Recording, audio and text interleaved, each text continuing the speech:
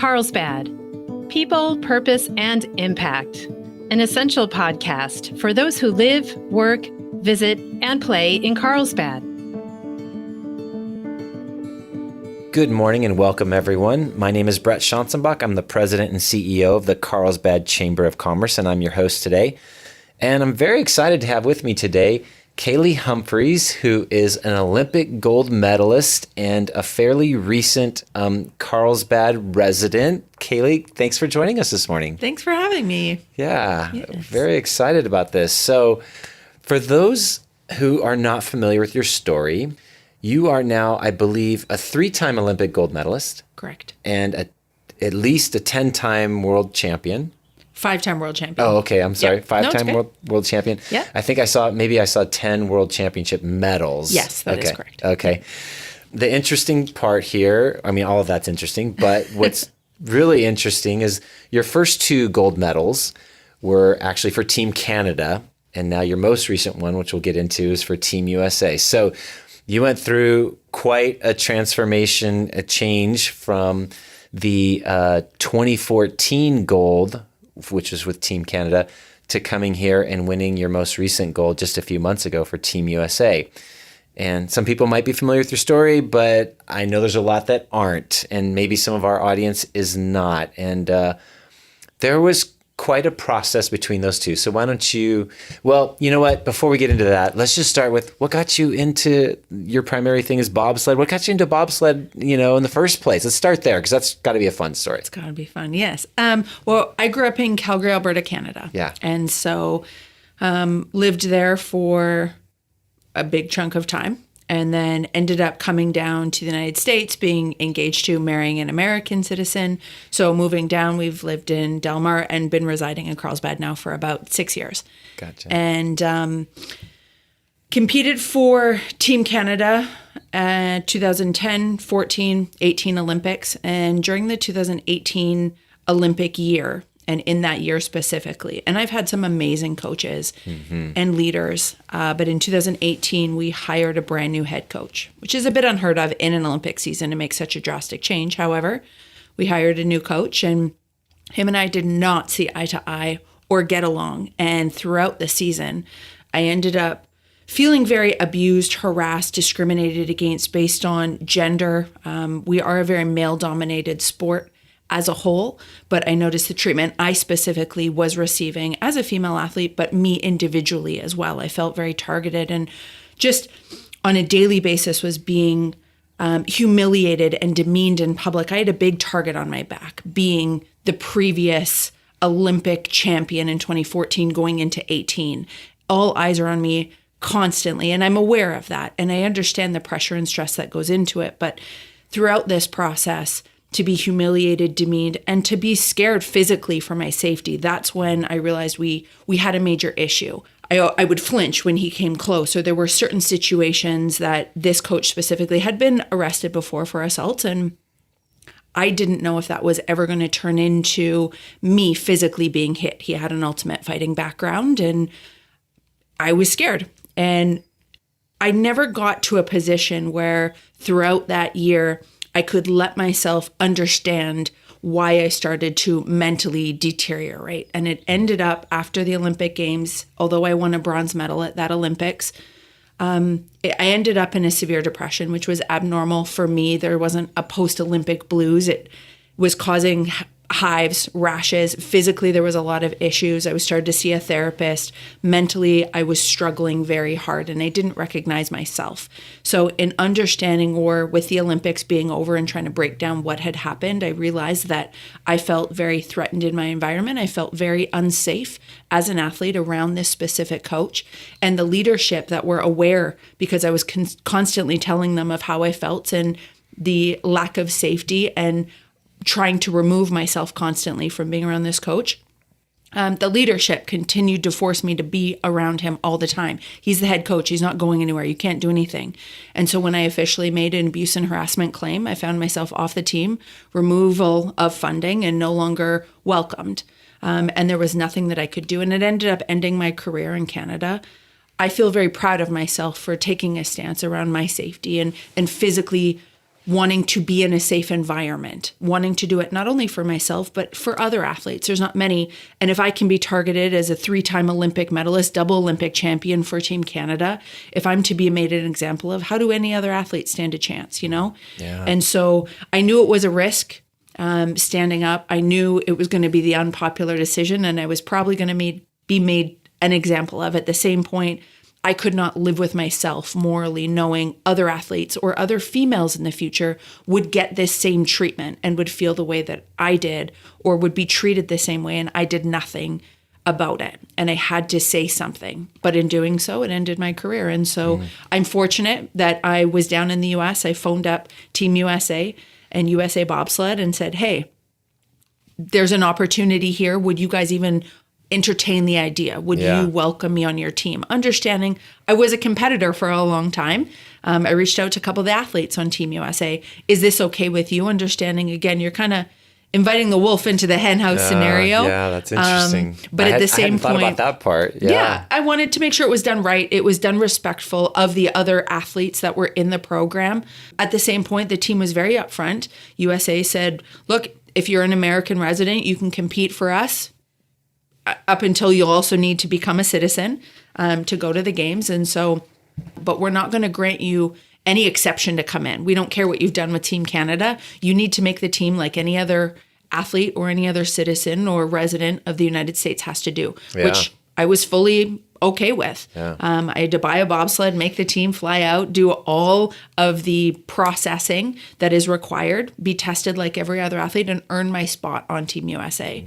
And I did that. And within my first year, I ended up becoming world champion. I'm now a 3-time world champion for Team USA, and got citizenship granted a couple months before this Olympics. There was a big good timing stressor on that. It worked out extremely perfectly, but there was a big stress that it wasn't going to come in time, just because anybody that's gone through immigration knows you don't know when you're going to get the call in. It's a letter. It could take 6 months. It could take 12 months. It's extremely difficult, as it should be, to become a citizen of the United States. And so I was a bit stressed, to say the least, but it all worked out timing-wise, and I was able to go to Beijing and represent a country that I feel proud to represent, that has backed me and provided a safe environment for me to be able to do what I love and what it is I'm good at. Yeah. So in your experience in Canada, it seems like, from what the research I was doing, you weren't the only one who was feeling this. I saw something about a letter from 60 plus athletes complaining about a toxic environment there. Correct. So 4 years ago, I was the only one to stand up. But after this past games in 2022 in Beijing, it's now above 80 current athletes. Some retired, some current, but 80 athletes within the bobsleigh program over the last couple of years have come forward to say that the Bobsled Canada culture is toxic, full of abuse, harassment, discrimination, lack of safety, whether physical and or mental, and that they would like certain leadership to either resign or step aside, or they feel that the environment needs to change in order to move forward.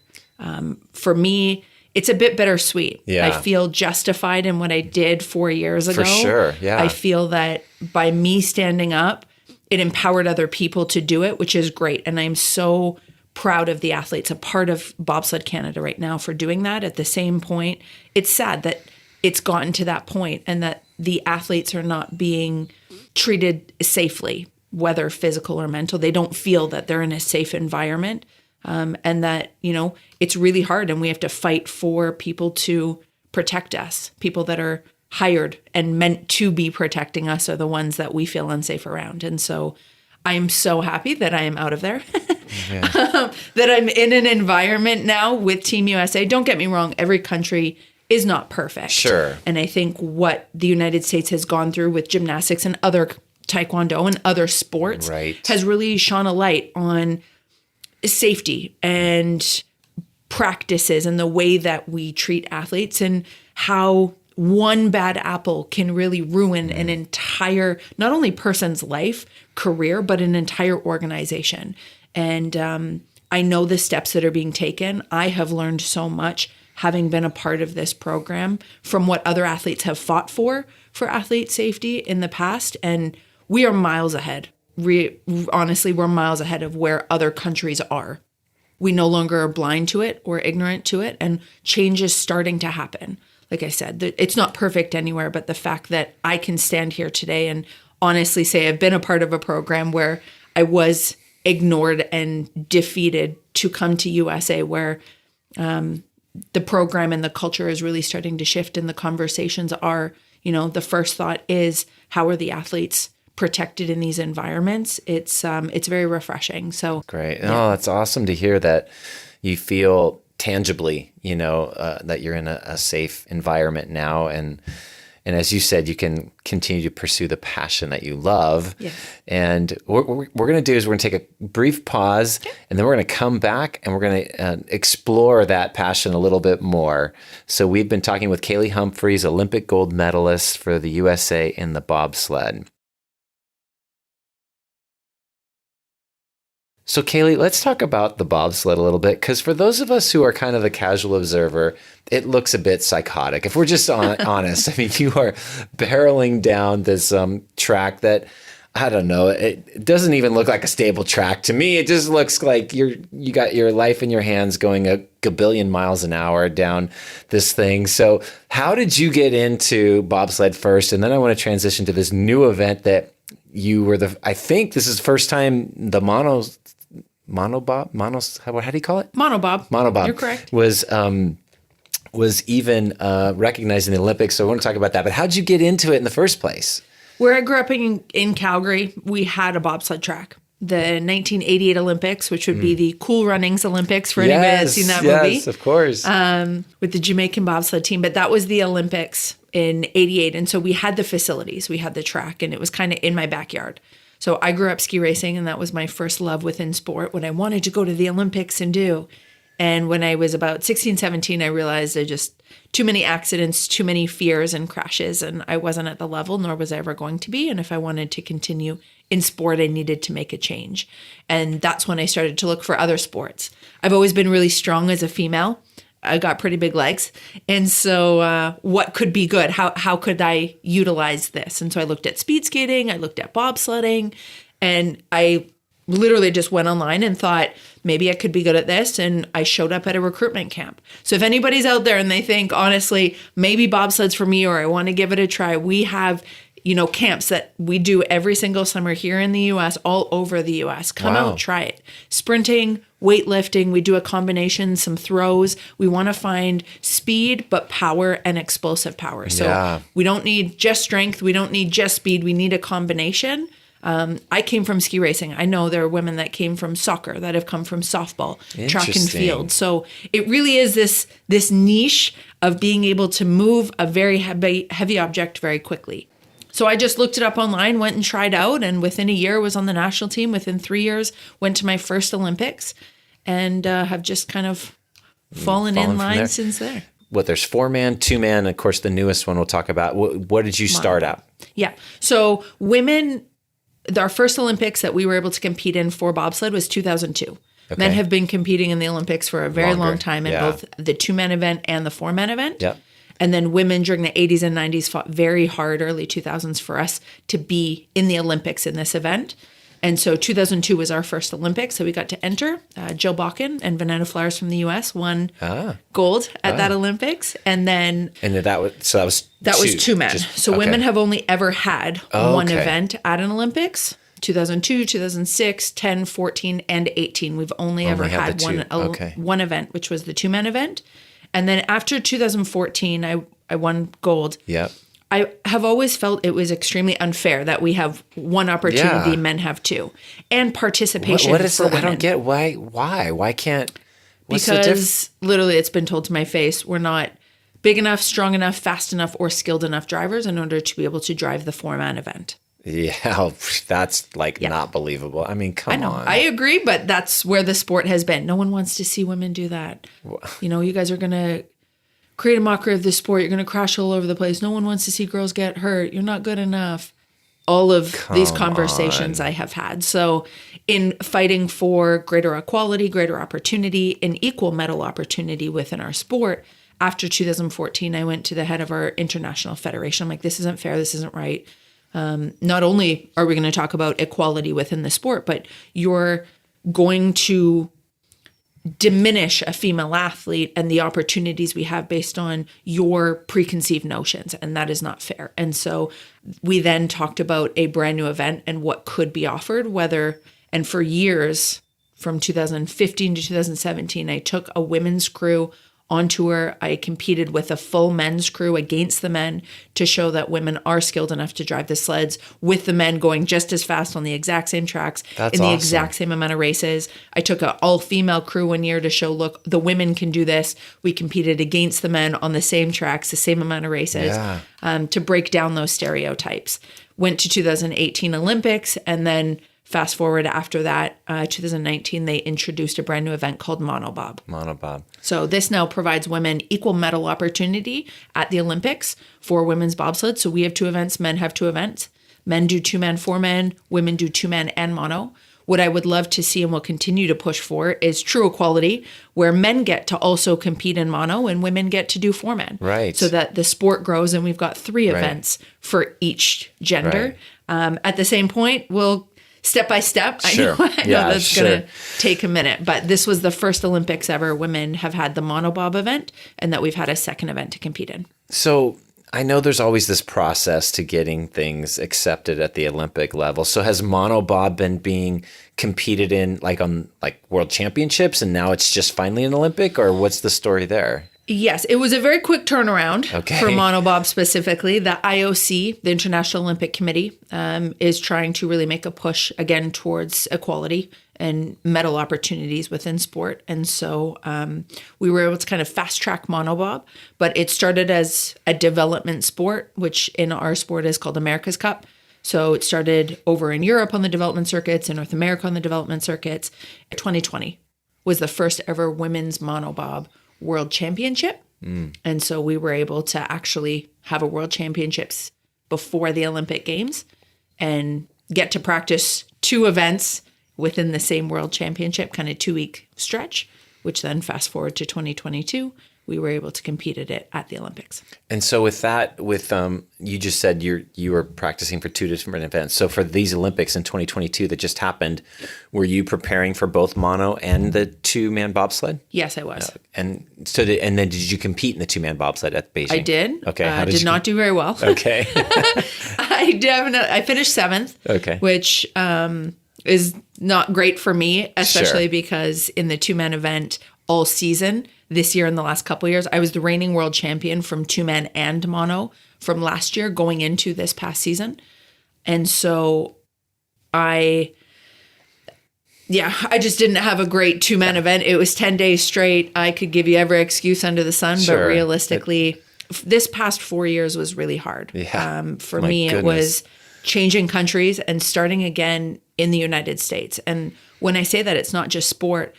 It's finding all new sponsors, all new support systems, moving countries, immigration, and having to become a citizen, rebuild credit, because you lose all your credit history when you change countries and nations. And literally I had to start again on every front. And so it was definitely challenging. There was a lot of uncertainty. There was a lot of times I was really scared it wasn't going to come to fruition, and that I was going to do all this hard work and have no guarantee of being able to go to the games, which, it's the creme de la creme, the biggest thing that we really work for once every 4 years. And so I'm very grateful for my environment, for my community, my neighbors, the sponsors that had came forward and supported me when I moved to the United States, regardless of if I was going to be able to compete at that top level in the Olympics. And so the belief in myself and who I am, as well as the community believing in me, really made all the difference in the world. And so it was a hard 4 years. And I achieved every hope and goal and dream I could possibly think of by winning Olympic gold in monobob, an event that I pushed for a country that I am so proud to represent, by winning gold for the United States in mono. makes me the first and only female in Olympic history to have a gold medal for 2 separate countries, which is pretty cool. Yeah. I didn't know that till after when a bunch of media told me, but I was like, that's pretty cool. And glad I found it out afterwards. But to know that that's the case. And again, I worked really hard to get to the top, and I did it. And my body was like, okay, you're done. Yeah. Sounds good. My brain shut off. My body shut off. I achieved everything I set out to achieve. And the 2-man week, I just had nothing left. Yeah. And that happens. It's understandable. It happens, So No I had doubt. a great games and then a very disappointing games all within the same 10 days. And that's why I got to go back to 2026 and We'll get to that in just a second. But so we need to give a quick shout out here to your husband, Travis. Is that right? Correct. So he, as a U.S. citizen, you guys got married, and that helped your whole transition 100%. And made that possible. And I'm glad to hear that you were welcomed by new sponsors, even though they didn't know that whether it would be successful, you becoming a citizen, being able to compete in Beijing for the U.S. But because I feel like, as a country of immigrants, we do welcome those who want to come and represent us well. But I really have to know, how does a winter athlete end up a Carlsbad resident? Because we don't have a lot of winter here in Carlsbad. Yes. So when my boyfriend, then now husband, were dating, it was one of those, okay, we want to take our relationship to the next level. We're going to move in. I'm in Canada. We've been doing long distance for a period of time already. You're in the US. One of us has to move. And it was a very easy choice. He's originally from Kansas, but he had been down in California for about 10 years. And so it was, who doesn't want to live here? Right. Realistically, it's coming paradise. to California. So I was like, I'll do it. And in moving down and in building my relationship with my husband, the goal was never to compete for the United States. It was always to continue to live down here, become a citizen and a resident. My grandfather's an American citizen. Oh, nice. So I have family history here, but that was, my personal was going to be very separate from my professional, and I was going to continue to compete for Canada. I'm a lucky athlete. I'm one that I can honestly say has gone through abuse, harassment, discrimination from a coach, but was able to succeed on the opposite end. I had to remove myself, start again in a brand new country, but I had the option to, and most athletes don't have those options. They don't have the ability to seek elsewhere and be able to take the skill that they've been working their life for and transition to another team or country.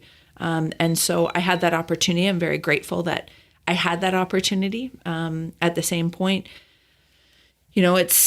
it was hard, but my husband was there every single step of the way, and he has been my biggest supporter and fan, and regardless of what was going to happen, our life was going to move forward, and I couldn't have done any of it without him. Yeah, that's great.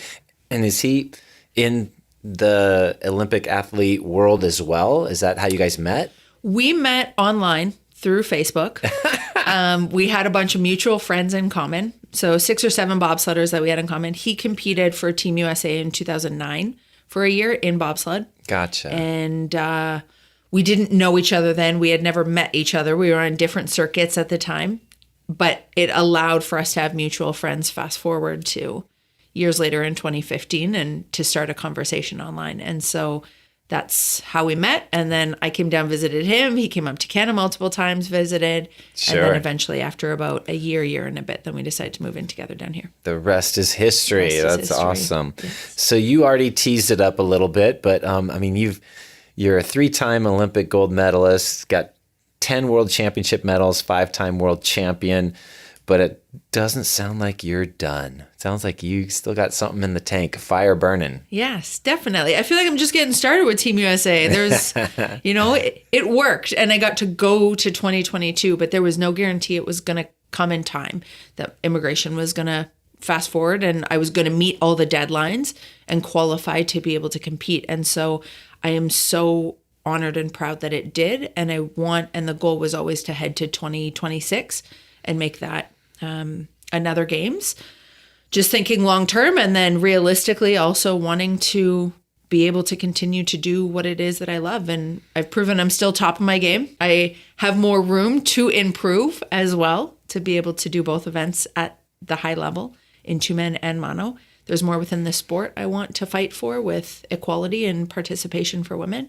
And I have fun and I love what I do. So I want to be able to represent the United States one more time and hopefully bring back 2 gold medals. That's awesome. It's got to be a grind, though. The what it takes to stay at that elite level, at that both to qualify for the Olympics, and then, of course, your goals are to do more than qualify. You want to win, and now you don't want to just win one. You want to win in 2 different sports. So, tell us a little bit about what your regimen is.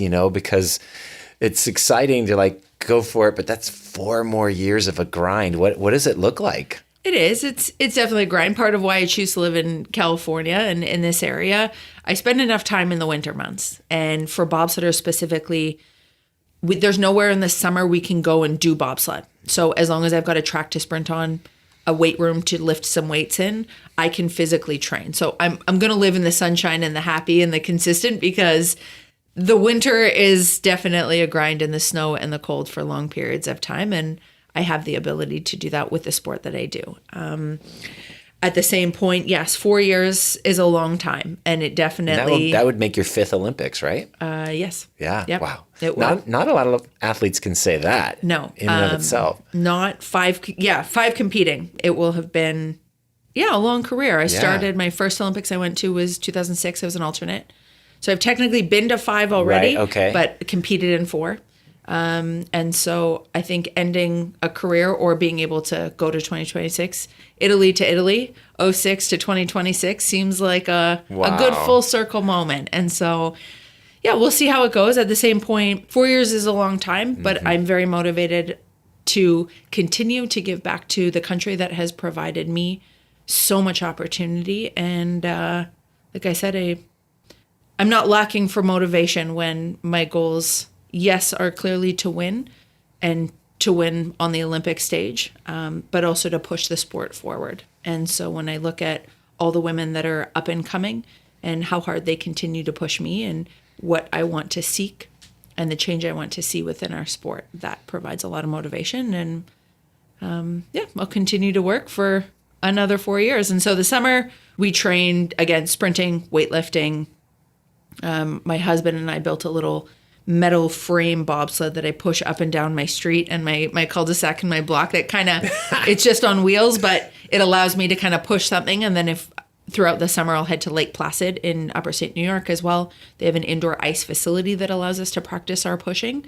So I'll head out there a couple times for a couple weeks throughout the summer. And then the winter is spent on the World Cup circuit, traveling every single week to a new place around the world and competing. And it culminates in either World Championships and then in that 4th year, an Olympics. Are World Championships annual or are they biannual? Or They're annual. They're annual. Yeah. So we do a World Cup circuit every year. So we have 8 races that consist of a World Cup where we travel to different places every single week for 8 races. And then we have a World Championships every year. So 9 races total. And so then it gives you something to really continue to keep yourself at peak form to compete correct. at those. Yeah. Yep. And then in the Olympics, we take the World Championships out and we inject the Olympics into, but we still have a full World Cup circuit to do. Gotcha. Yeah. Wow. Best of luck to you as you continue to, train and keep yourself at that peak performance level for 4 more years. We'd love to have you on Team USA, and especially as a North County resident here. It's awesome when we have that kind of connection that we can see on the national scale. And I feel like when your story burst, it was like, oh, Olympic champion, and she's from Carlsbad, and everybody was like, what? And then the whole story kind of flowed out. But now that we already know you, it'd be like even cooler if you made it and were able to succeed. So best of luck. Thank you. Hoping appreciate it. All the best as you continue to advocate both for that full equality and then also for you to compete.